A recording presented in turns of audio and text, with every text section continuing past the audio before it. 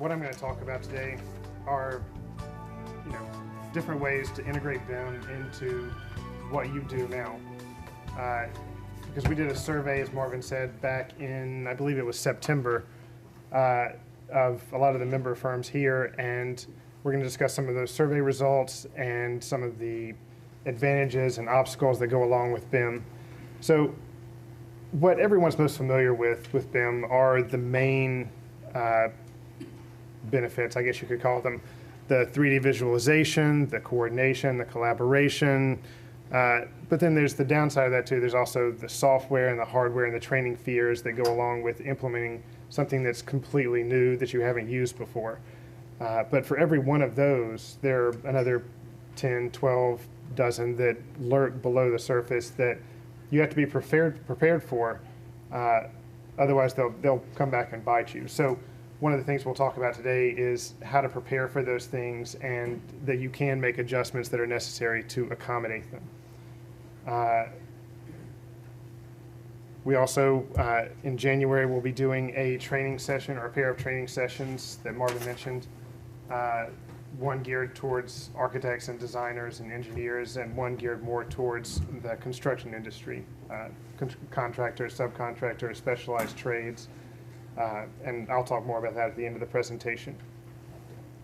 So a lot of people's concept of BIM is that it's just Revit or just ArchiCAD or just Navisworks, but BIM is more than just the software.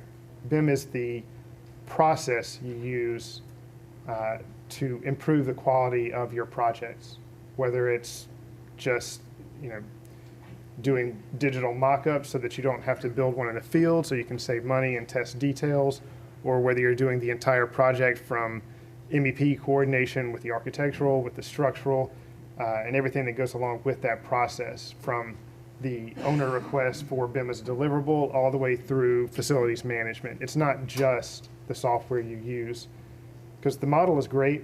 The model you build with the software is great for collaboration and coordination. The process is great for boosting productivity, but neither of those things is really useful at all unless you have the information. So in BIM, the I is the key. So the more information you put into your project, the more you're going to get out of it in the long run.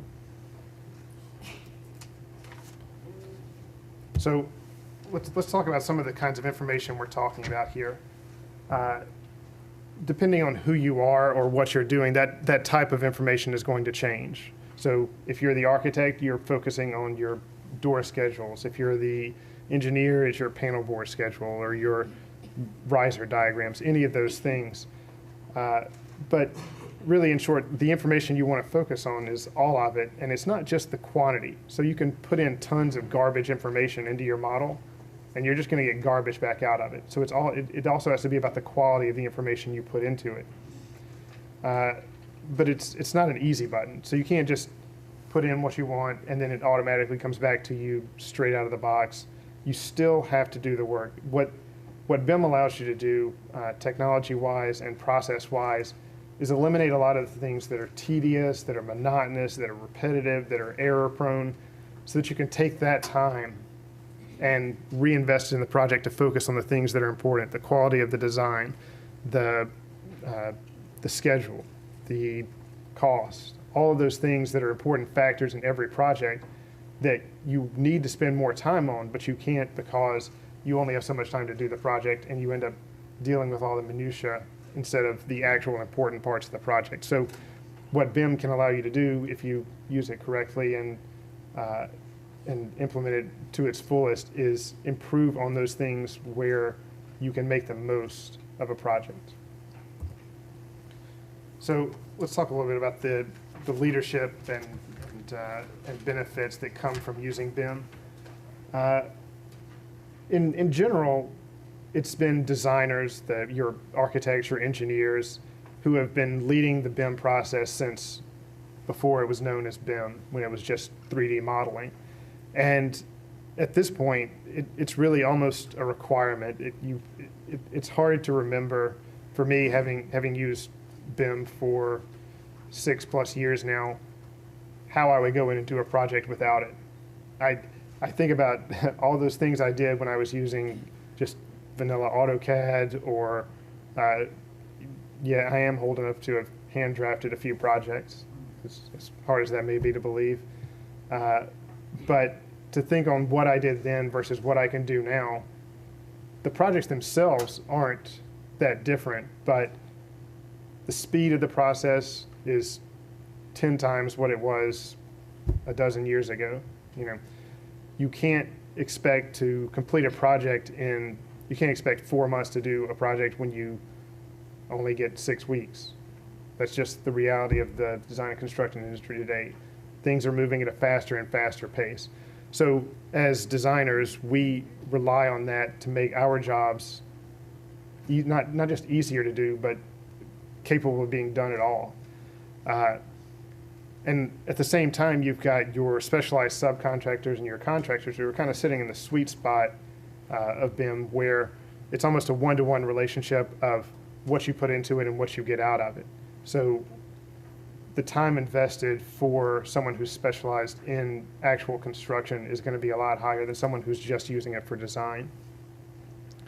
But at the other end of that are the owner groups who, while few and far between for specifying BIM as a deliverable right now, are definitely on the increase. And it's because they're starting to realize that they are the ones who stand to benefit the most from the BIM workflow. Because the single product that comes out of BIM is not just the building, it's all the information that goes along with that. And as we said, information is the king. So if you control the information, and the information is what you want at the end of the process, then you are vital to the project because you need BIM as a deliverable. So why would you choose BIM? That's something I kind of want you to think about as I go through the next portion of this presentation. Is it because there's market pressure? Is it because you want to increase your efficiency? You want to make the quality of the projects higher? You want to win more work? It can be any one of a number of things. When we did the survey, we got responses from 20 or 25 different groups. There were architects, general contractors, civil structural MEP engineers, specialty subs, construction estimating, equipment vendors, and information management specialists. So a really wide cross-section of groups that responded to this survey on whether or not they use BIM, what it meant to them, why they would want to use it, what they saw as the obstacles, what they saw as the benefits. So we're going to go through some of those things and try and figure out how they impact you specifically and not just the industry as a whole. So our first question for them was, do you currently use BIM or any type of software? And as Tracy asked before, we got maybe a third of you that are currently using BIM in some capacity, which when compared with the industry trends is roughly half what you would expect to see. So we're going to kind of go over what we'd like to see, which is a rate closer to around 75 or 80% of you using BIM. It's not always a perfect fit for everyone, but there are different levels of investment you can make into this and still see a substantial return on that investment. Of those that reply that they do use BIM, you're roughly in line with what an industry standard would be for proficiency, in that almost everyone is either intermediate or advanced level, and that typically corresponds to people who have been using it for 2, 3, 4, 5 years and have not just embarked on their BIM journey this year or last year. And so in terms of adoption rates being a little behind, the actual employment of BIM for those who are using it appears to be relatively good. In a similar vein, a lot of people are using it have been using it for several years because they've been using it for more than 10 projects. And obviously if you do 3 projects a year, doing more than 10 projects is a pretty significant number. If you do 50 projects a year and you're only doing 10, are you really getting anything out of it? So that's one thing we want to talk about as well. We gave people the chance to rank their top 5 benefits to using BIM, and these were the winners. And if you'll remember that earlier iceberg diagram, you'll probably recognize that most of these are those above the waterline things, the things that are easily recognizable. And that for every one of these, there are half a dozen or so that are not immediately apparent that you can still recognize a benefit from. These 5 really all fall into 2 categories, really. There's improved efficiency and improved quality. So let's talk about how those 2 things can relate. This graph, which is not made by me, which I stole shamelessly from the internet, but which I've seen presented in at least 3 other conferences that I've attended, and therefore must be correct and accurate. So what this shows is your ability to affect changes over time on a project. So the blue line is your ability to affect change in a project. At the beginning of the project, when it's in schematic design, programming, design development, you've got a lot of opportunities to affect changes in the project without negatively impacting the delivery timeline or the cost of the project. Whereas the red line, the thin red line, number 2, is the cost of those changes over time. So the closer you get to the end of the project, the more it's going to cost to go back and change something. So ideally, you want to be under the blue line and behind the red line. So you want to find your sweet spot, which is number 4, which is the integrated project delivery process, which is focused on collaboration early between the designers, the architects, the engineers, the contractors, the owner, where everyone gets on board as a team early. And that type of process is suited to a BIM workflow, whereas your traditional process of design, bid, build usually follows more of the black line, where you do a lot of initial design, but then your partners don't come onto the project until later, and they're throwing things at you that you didn't think of, and it affects your bottom line, it affects the timeline, it affects the delivery. So what we want to focus on is trying to get everything back to follow that fat red line and stay in the portion of the project where we can affect change without negatively impacting the project. So I'm going to try not, as the BIM manager and BIM guy at Arcturus, I tend to do a lot of technical stuff, and I'm going to fight really hard not to get into the technical stuff today because it's really dry and boring. So what I'm going to focus on is just a really brief case study of a small project we just finished, or that's still under construction in Texas. It was originally built as a restaurant, and then it was a church, and our job was to turn it into a dentistry office. So a number of different uses. It was kind of a weird building in that they didn't ever build any ceilings into it. It's just a pitched roof with a big open space, a few weird little windows up there. It's just kind of a really odd building. But its one character was that it was open, and we wanted to take advantage of that. And there was also a really, really, really, really low budget for this project, so we had to make use of what we could. And that meant working around a lot of the existing systems and existing structure, which would have been a lot harder to do if we had not used BIM on this process. So what we were trying to focus on was using these light, airy design elements, just some kind of little floating cloud guys up there, and working those around with the lighting and with the mechanical systems. So this is that same space, the same entry lobby that's existing, and then our proposed design for it, their existing sanctuary, I'll call it, and then our proposed design, which was the operatory for the dentistry. I'm going to take you for a quick spin in Revit, which is our program of choice, just so you can see some of the ways that you can coordinate, because when you look at static images, you're really not looking at BIM as a process. You're just looking at what the data is that you take out of it. So what I want you to see is that when you're working on this project, you're not just working on your ceiling plan. You're not working on your building section. You're not working on your duct runs. You're working on everything at the same time to make sure that you're not only coordinated, but you're also making the best use of the resources you have. So it's not just about conflict management, where your light hits your duct or where your ceiling piece hits the column. It's about making sure that you're using your space. So you're simultaneously updating everything. You're building the project before you build it. So you get a second chance. You don't often get second chances in construction. You almost never get second chances. And if you do, you have to pay for it, which is never what you want. So from this, we're simultaneously looking at things like, and this is all live. So this is the exact same portion of the exact same model. All of the things you see in this are all in one file. They're all in one place. I don't have to worry about XREF sitting out on somebody else's server or constantly sending updated drawings back and forth. It's all in one place. So from an efficiency standpoint, that's kind of hard to beat. And then, like I said, what you're doing is you're pulling your time and resources and putting them all together in the design phase. So you have to make decisions earlier.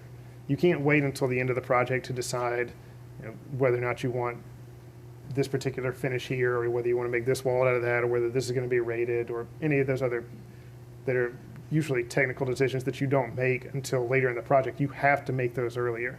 And to do that earlier, you have to have your collaboration team all together at the beginning of the project to really succeed.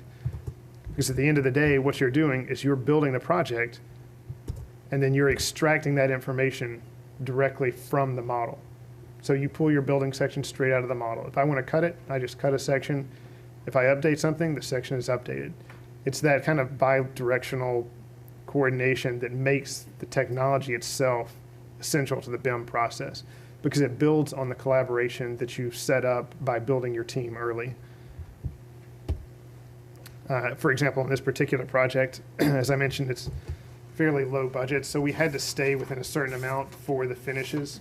He wanted nicer finishes, but we had to keep some of them under a certain amount of square footage so that we could stay within his budget. So having this schedule, which automatically updates the amount of square footage based on what type of floor I make in the model, means that I can constantly keep track of exactly how much it should cost, product only wise. Doesn't include labor unless you want to throw those costs in there, as the project progresses. So I can make sure that my high-end ceramic tile that he wanted is only used for a certain amount of square footage, and that balances out with the other things. So that's hopefully as technical as I'll get with it, but it's all about making sure that you follow your resources all the way through the project.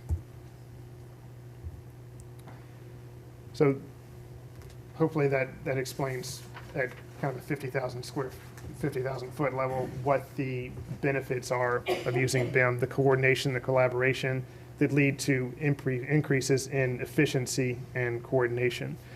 So why isn't everybody using it? Right? That's kind of the $1 million question. So these are the results from the survey as to why people are not using it now. It boils down to two things: training and the cost of implementation. Because the one thing that is hard to do with something that is new is spend a lot of money on it. So we're going to talk about some ways to not have to do that, so that we're going to try to just eliminate these obstacles and explain to you that there are situations and alternatives that you can use to avoid them. So let's talk about implementation first. And this is another shamelessly stolen and graphically upgraded chart. To get from point A to point B, where you are, which is current, to where you are, which is desired, you would love to just cross that red bridge. You go straight from where you are to where you want to be. But it never happens like that. Maybe a one-person firm does it because the guy can do everything. But it happens. But where you usually end up is the black line, where you fall into this trough. You slide down the slope, you end up stuck in the bottom, and you're trying to fight your way out to where you want to be, but you can't see your way there, so you just end up going back to where you were to begin with. So what we'd like to do is propose some alternatives for you and some resources you can use to follow the blue line, where there are challenges, there are things that have to be changed, there are obstacles to be overcome, but there is a way to do it. So we're trying to shallow out that curve so that you can get from point A to point B without killing yourself or having to go back to what you were doing. One of the biggest resources we have locally is the St. Louis Revit Users Group. And you'll have to excuse me from this point on. I'm going to be speaking as an architect who uses Revit. for any one of those types of software that I listed at the very beginning, whatever industry you're in, there is a user group out there for you. If you choose to use a different one, it's a mistake, but but I'm just speaking from the perspective of a Revit using architect.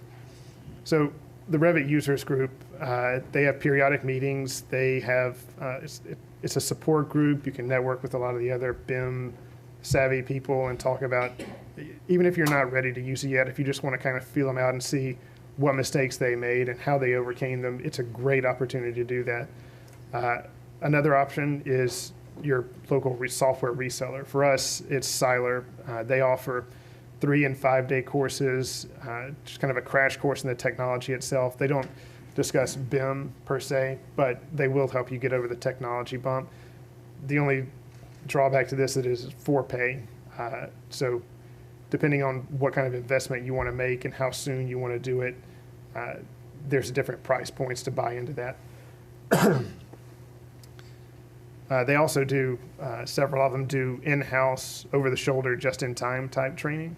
So if you want to just get your feet wet, jump into a project and start using it, they can look over your shoulder and make sure you're doing that. One of the biggest resources out there that's free, costs nothing, is Autodesk University.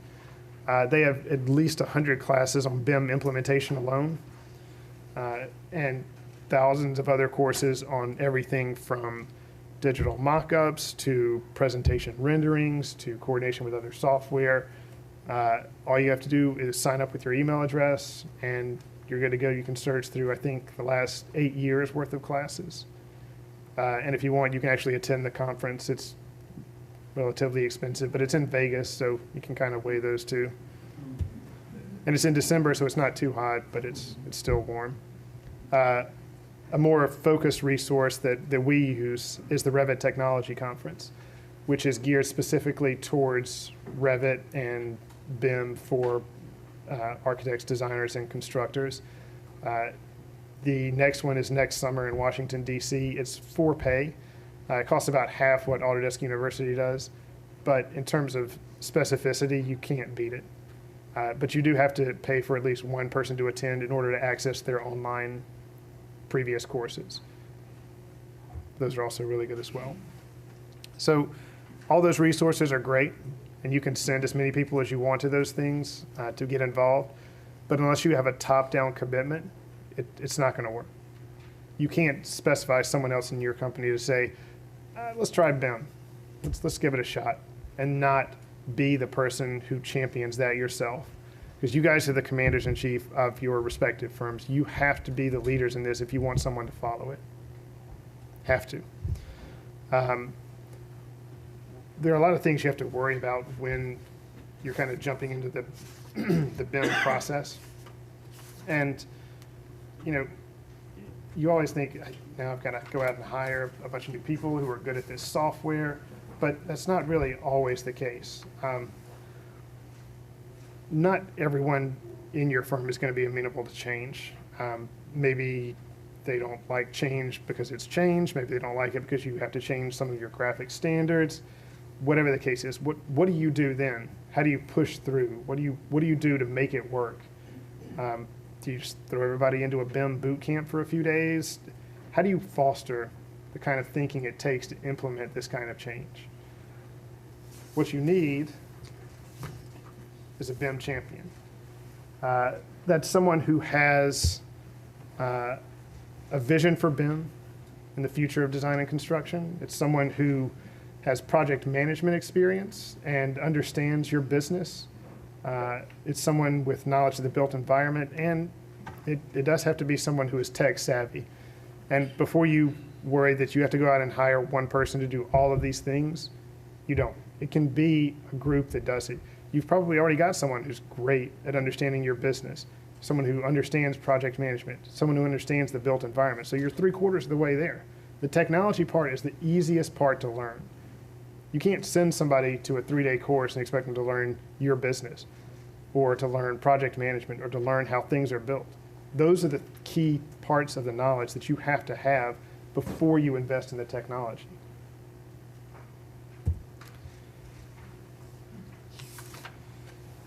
So this BIM champion or BIM champion group is, once you have it formed or selected, they're going to be coming in and they're going to be throwing change at you left and right. And it's going to be hard for a lot of people. Change is difficult. It's going to knock some people on their back. It always does. What you have to keep in focus is the ability to adapt. No one solution is going to fit every single one of you. For every 10 companies here, there are 20 solutions that could work for you. So what we want to help you do is find the solution that's right for you, that's not going to break the bank, that's going to make sure your projects are completed. You're not sacrificing any quality. You're not sacrificing personnel. You can teach this to anyone, almost anyone.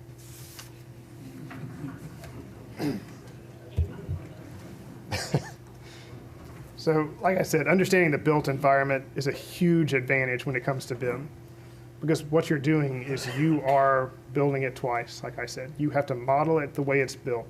If you do that, your project will be successful.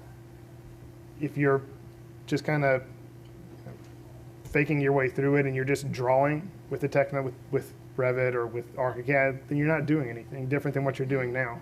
It's not just about the technology. It's not just about an easy button to do things faster, do things more efficiently.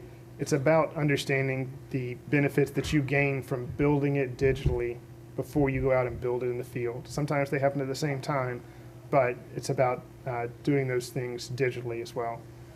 The technology is second to experience. You don't have to rely on someone straight out of school who took a class in BIM, because believe me, they did not learn it in a way that they can use it right away. We've had a dozen people come through in the 3+ years I've been at Arcturus who have had Revit classes, and they may understand how to use the software, but that doesn't mean they understand how to use it to make a building. And having the staff you have that know how buildings are put together means that you can use those same people to tutor people who are just using the technology. It's not just a drafting tool.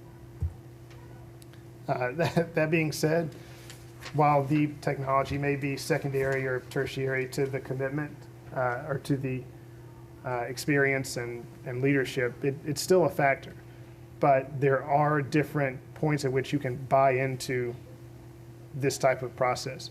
So Autodesk just released Project Skyscraper, which is a web-based Revit. So you don't have to go out and buy brand new hardware and set up a brand new server or any of that stuff. So you can buy in for almost nothing now. Or if you want to go full tilt, you can spend $15,000, $20,000 per user. It all depends on how you want to invest and what you want to get out of it. Just because you invest almost nothing now doesn't mean that you're going to be getting less out of it than somebody who spends $15,000. They're just doing it differently. Maybe they want to put somebody in a 3-day course and take 3 or 4 people at a time and do it, and then they come back and spread the knowledge. Maybe you do your whole firm at once. Maybe you send one guy to do it and he comes back and do it. Maybe you hire someone. Maybe you just jump into a project and get your feet wet and sink or swim, you succeed or fail. So there are different buying points. I don't want you to think that because it's $6,000 a seat for a license of Revit, and that because a computer that's capable of running it for useful purposes is going to cost you $10,000. It's not. I mean, this laptop we got right here was $1,400, I think. Runs Revit it's like butter. So it's not a huge investment the way it would have been 5-10 years ago. It's a lot easier to buy in at different price points. So let's kind of recap some of the things we talked about, and then I'll wrap it up and we'll do some questions and answers. There's no easy button. Don't expect one and you won't be disappointed. You still have to do the work. But BIM is now. It's not 5 years from now. It's not 10 years from now. It's now. But that being said, it's not new anymore either. Every problem that you will come across as you try and implement BIM has been encountered by someone else before, and they're still using BIM. So they found a way through it. You have to be able to find the answers and use the resources at your disposal to help find those answers, because we can help you find them. Our goal is to get you guys all on board with BIM because we're selfish. we want you to use BIM because we use BIM. And if we're all using it, then we all do better. We want to do better, so we need you to do better. So we want you to use BIM. That's the crux of our message. And in light of that, what we're doing, as Marvin mentioned, is a couple of sessions in January, one geared towards designers, your architecture engineers, your equipment suppliers, things like that, to talk about a lot of the things I've talked about here today, but more in-depth, a little more technical and focused on your specific industry, your specific needs. And then we'll also do some BIM execution plans and explain how those are important. And then we'll go over some really focused implementation guidelines for the design industry. And then we'll do the same thing for the construction industry, where we focus a little more on digital mock-ups and some of the implementation guidelines, 4D planning, using Navisworks, things like that. But the goal there is to make sure everyone has the ability to walk away from those with at least an idea in their head of how they could start their implementation. So that's all I've got to preach at you for today.